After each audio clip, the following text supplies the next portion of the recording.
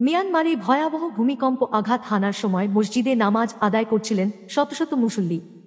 এ ঘটনায় সবচেয়ে বড় মসজিদ মায়োমার ভেতরে থাকা প্রায় সব মুসল্লি মারা যান। মায়োমা মসজিদের সাবেক ইমাম সোয়েনাই ১৭০ জন প্রিয় মানুষ হারিয়ে বাকরুদ্ধ হয়ে পড়েছেন।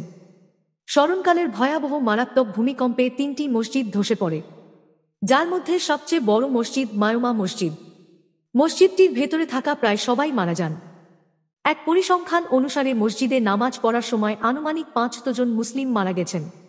মায়োমা মসজিদের সাবেক ইমাম সোয়েনাই শত শত কিলোমিটার দূরে থাই সীমান্তবর্তী শহর মাইশোতে ভূমিকম্প অনুভব করেন, কিন্তু তখনও তিনি জানতেন না তার জন্য কতটা শোক অপেক্ষা করছে।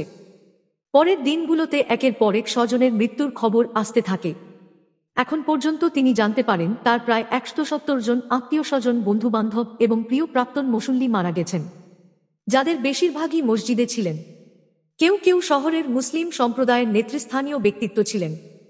তিনি বলেছেন, আমি প্রাণ হারানো সব মানুষের কথা ভাবি, নিহতদের সন্তানদের কথা, তাদের মধ্যে কত ছোট শিশু। এই বিষয়ে কথা বলতে বলতে আমি চোখের পানি ধরে রাখতে পারছি না। যদিও এই এলাকাটি প্রাচীন বৌদ্ধ মন্দিরের জন্য পরিচিত, তবুও শহরগুলোতে উল্লেখযোগ্য সংখ্যক মুসলিম জনসংখ্যার বাস করেন। নানা অত্যাচার নিপীড়ন সহ্য করে তারা হাজার বছর ধরে সাগাইনে বসবাস করে আসছেন। দেশটির নেতা মিন অং হ্লাইনের দেওয়া পরিসংখ্যান অনুসারে মসজিদে নামাজ পড়ার সময় আনুমানিক ৫০০ জন মুসলিম মারা গেছেন। সাগাইনের প্রত্যক্ষদর্শীরা জানিয়েছেন, মসজিদগুলো যেখানে ছিল সেই রাস্তা মায়োমা স্ট্রিট শহরতলি সবচেয়ে বেশি ক্ষতিগ্রস্ত হয়েছে। রাস্তার পাশের বহু বাড়ি ধসে পড়েছে।